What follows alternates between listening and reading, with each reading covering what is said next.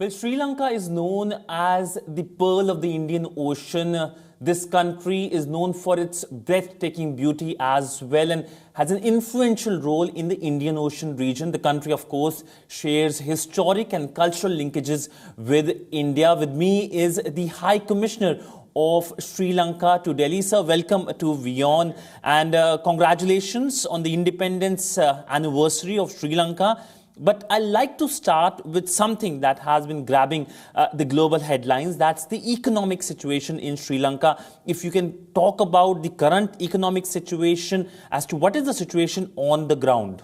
Last year, we had a big economic crisis.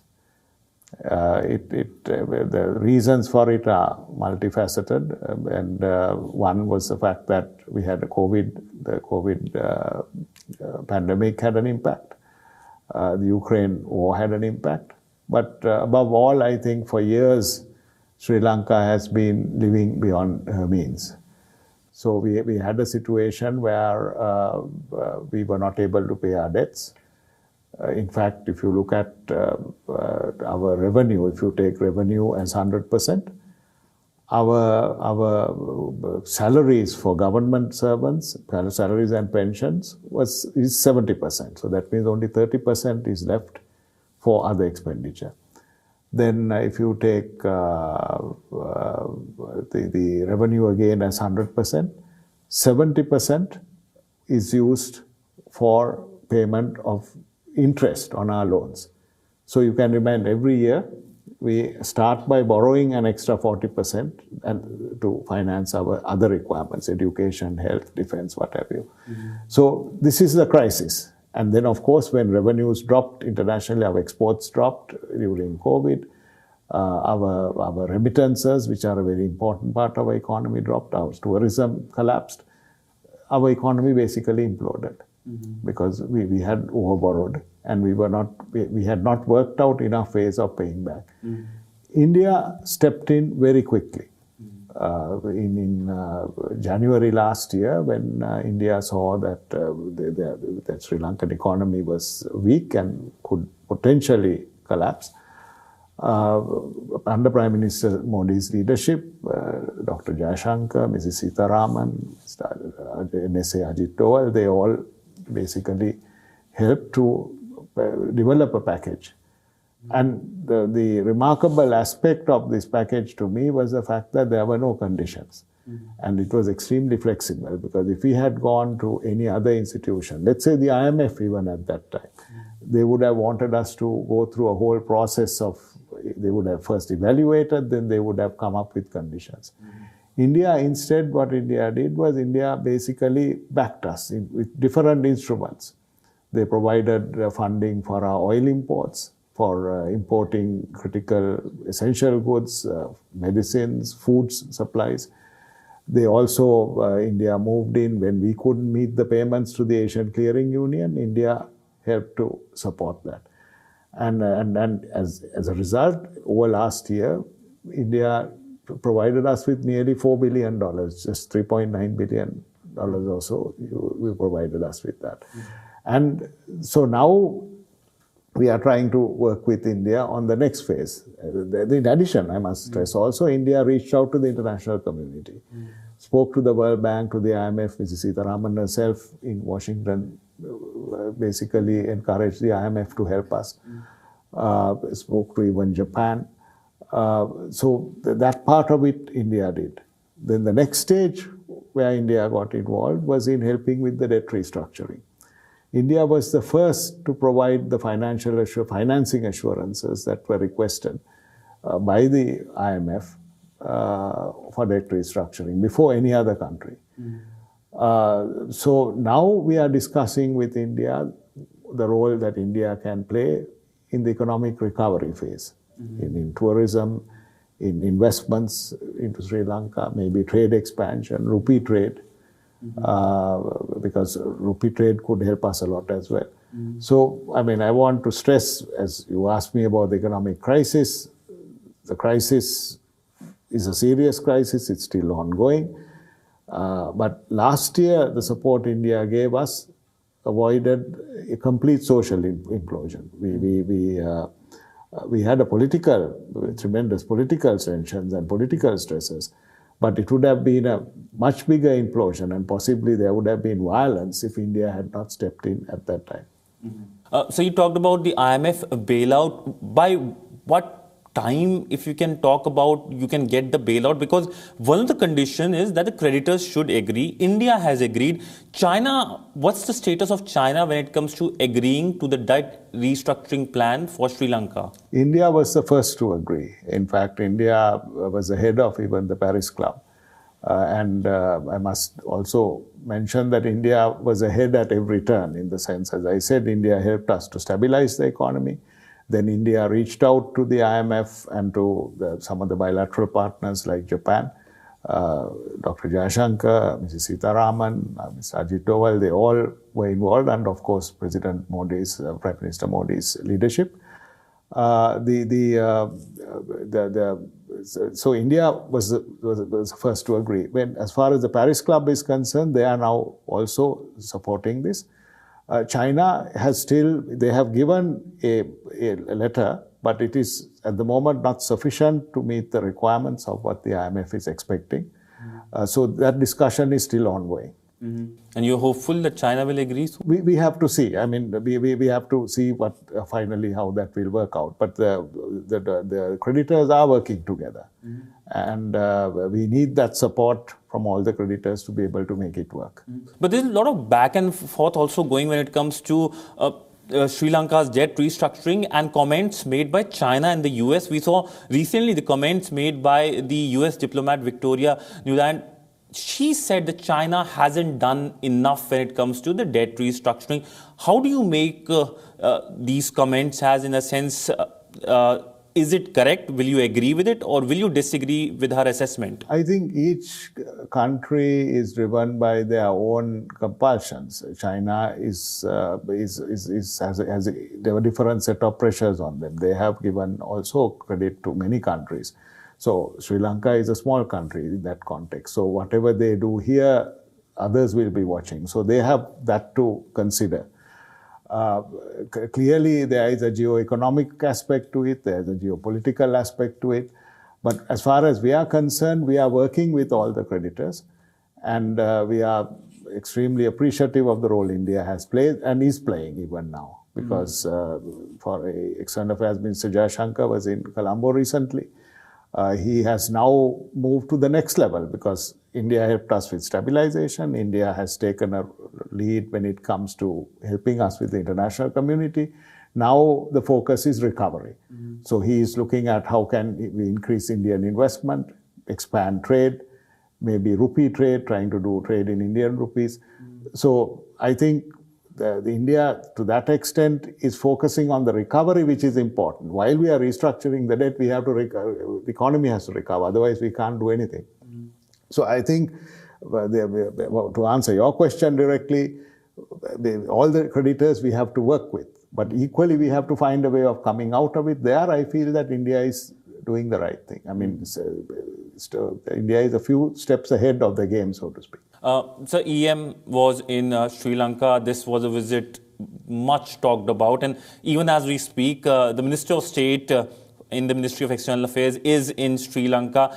So how do you see these visits, especially by the visit of EM Jayashankar, helping reset the relationship between the two countries and perhaps bringing more momentum to the relationship? Dr. Jayashankar brought an invitation to our president to visit India from Prime Minister Modi. So that also should be happening in the near future. We expect more visits from Indian dignitaries as well. There are ministers coming from India to from Sri Lanka to India. I think our petroleum minister will be here. Several of our other ministers our foreign minister will come probably for the Raisina dialogue. So I think there is a lot of movement back and forth at high levels.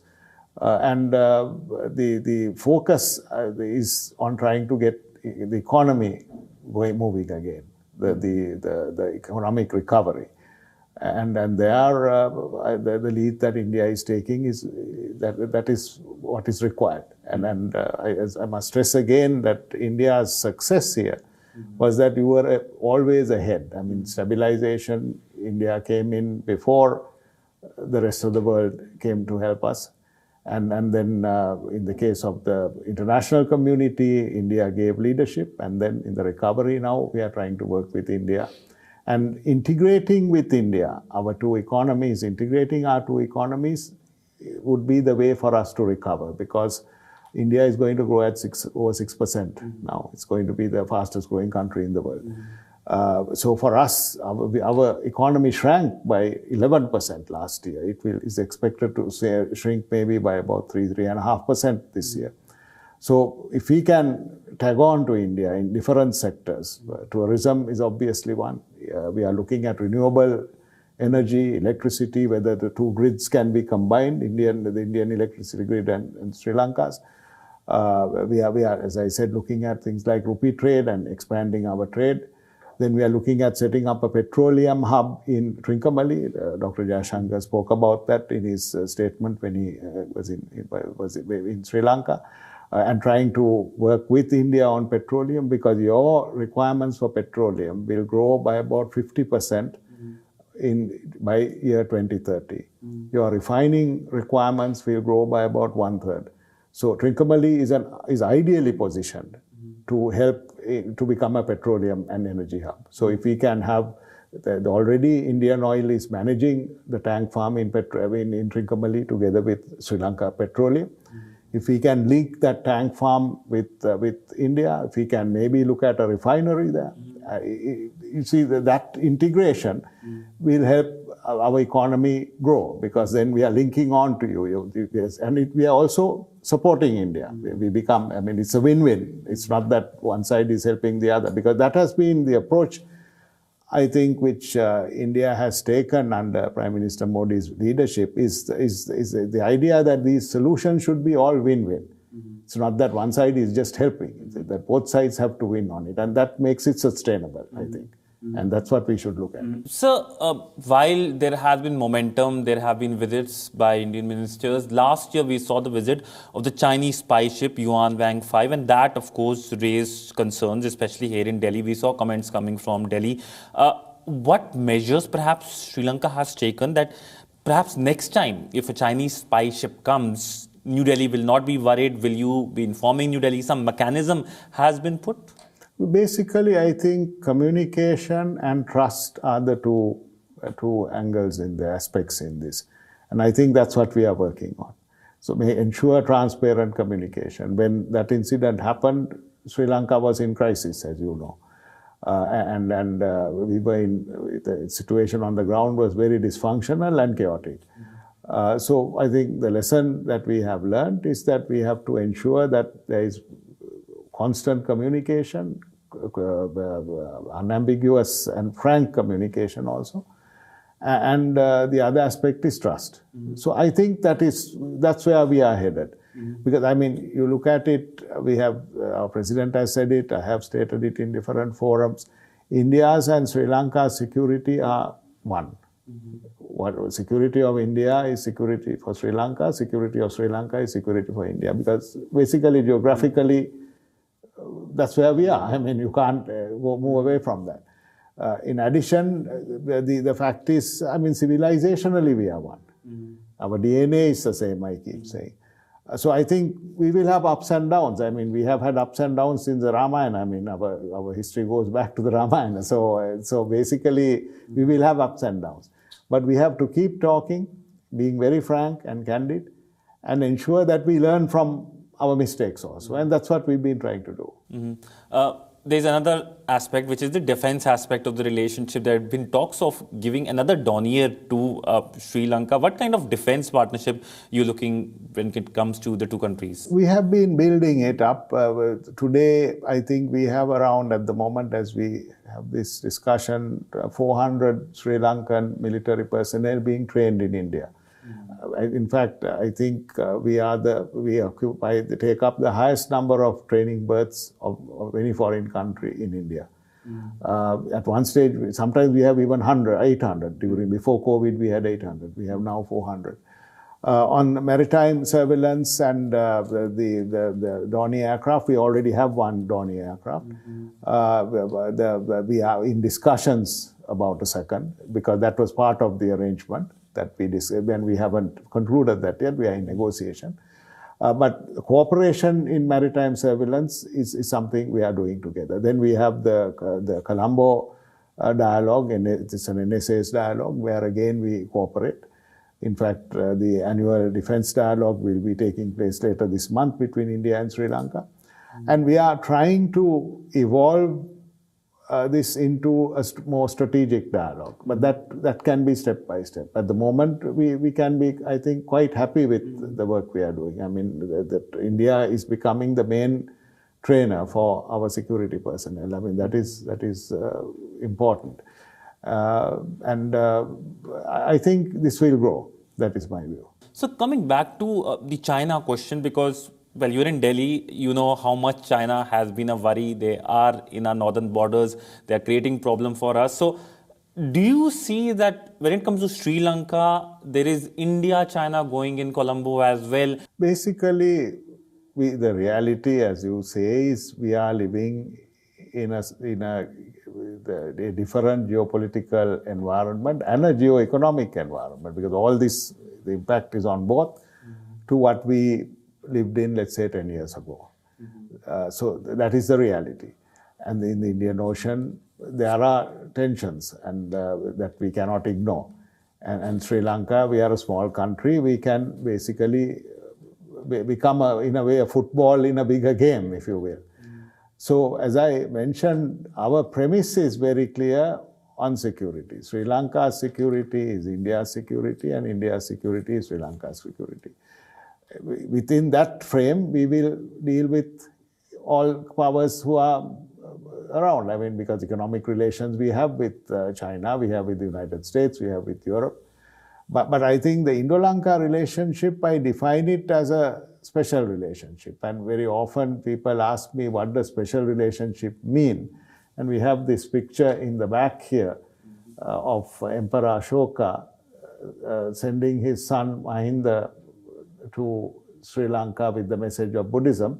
And the second part of it here is again Emperor Ashoka sending his daughter to Sri Lanka, and she started the order of nuns and she brought the bow sapling to Sri Lanka. To me, this symbolizes a special relationship. Your greatest emperor decides to send his son and daughter to this small island in the, what made him do that? Why didn't he send him somewhere else? Why didn't he send them to China or to anywhere else? So to me, that is the special relationship. So the civilizational relationship is there and nothing can shake it. Nothing can. We will have ups and downs. We will have disagreements. We will have arguments. But finally, this is where we are. This is where we are. But there was another perhaps incident, that's scrapping of the eastern terminal container when it comes to the port in Sri Lanka. That was an agreement with India and Japan. Do you see that scrapping also leading to strain in relationship, not only with India, but also with Japanese as well? The Japanese have been supporter of your country in terms of providing economic support. That was also, yes, I mean, we had stressors in both relationships because of that particular issue. There again, the trade unions objected to that particular, the East Terminal being handed over to outsiders. They wanted to, the Sri Lanka's Ports Authority to develop it on their own. So as an alternative, what was done was we offered the West Terminal. Now, the West Terminal is a deep water terminal like the East Terminal. It has the same capacity of around 3 million TEUs as the East Terminal. And Adani Group is developing that. They have already started dredging operations on that. So basically, there again, okay, we had a problem with one and we were able to offer something else. I mean, we are both democracies. South Asian democracies are very untidy. You can't predict. I don't think you can predict here either, and you can't predict in Sri Lanka. So when the then government, then president was very keen on giving the East Terminal, but the trade unions had different views. It was difficult to do that. Then he said, okay, why don't you take this? And now that is what is happening, that is being developed. Japan is not part of that partnership. We hope that Japan will get involved in other partnerships. India and Japan are trying to work together in Sri Lanka. But this is when within a democratic framework, I find nothing is predictable. So nothing is predictable, but since you mentioned Adani, I have to ask this question. Adani is in the headlines for reasons everyone knows. Are you worried that now it might impact the port's development, the Western Terminal Port? As of now, not, because that is a very good project, and Adani Group is very strong in that particular sector. It's interesting, the statistics on that, as I understand it, 80% of trade of business done by Colombo Port, 80% is transshipment business. 70% of that transshipment business goes to India. So our Colombo Port's main business is with India. 35% of that 70% is already going to Adani ports, Adani control ports. So from a business point of view, it's a perfect fit.